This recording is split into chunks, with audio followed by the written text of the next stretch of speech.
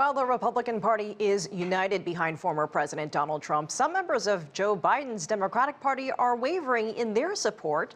To shake out the significance of this for really both the campaigns, let's go to Joseph Williams. He's a former senior editor at the magazine U.S. News and World Report. Great to see you. Nice to see you. Well, I want to ask you about some of the big takeaways from the Republican National Convention. What were your impressions from the past week? Well, unity was a big theme, but it was not unity of country, it was unity of party. The Republicans are very much energized. They're very excited about November. They believe that they've got a better than even and really a very good shot at taking the White House and possibly the Senate and the House as well. So we hadn't seen a convention like that where there were no party fights, where there were no interfraternal conflicts. And so they all very much are on the same page. And that page is from Donald Trump's playbook. Trump's speech on Thursday night caps off what started out to be a tumultuous week.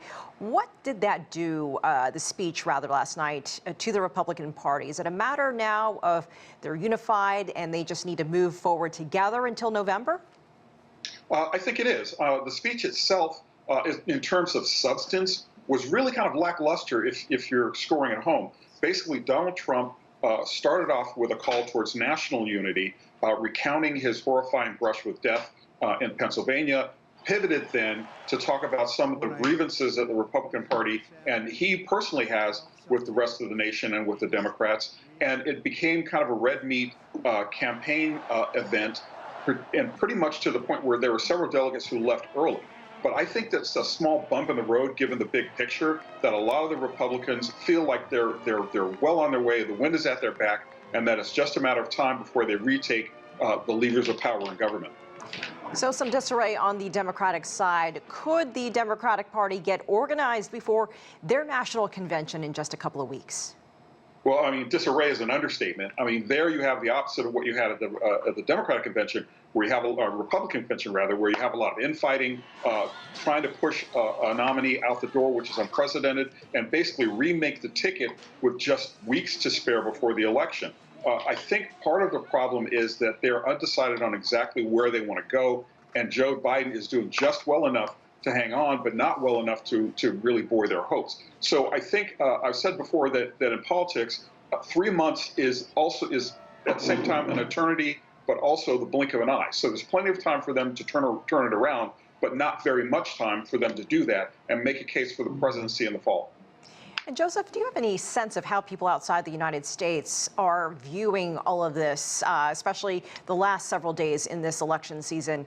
We know that the United States isn't the only country with recent divisive and divisive elections. Look at Europe, for example. Well, they are looking to Europe. A lot of the Democrats are pointing to France and hoping that something like that could reverberate here. But I think the way that the world is looking at the United States election is with a lot of confusion, some alarm, particularly in Europe. They're anticipating Trump's return to the White House, and they don't think that's going to bode well for them.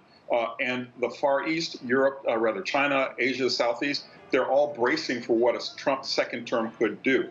There are people who are hoping against hope that Joe Biden returns to the White House, but they aren't really sure what a Biden second term would bring, and even if he's going to be on the ticket. So there's a lot of uncertainty around the world, a lot of people waiting with bated breath to see what the Americans are going to do, and right now it's really hard to tell exactly, as an American, what exactly is going to happen in November.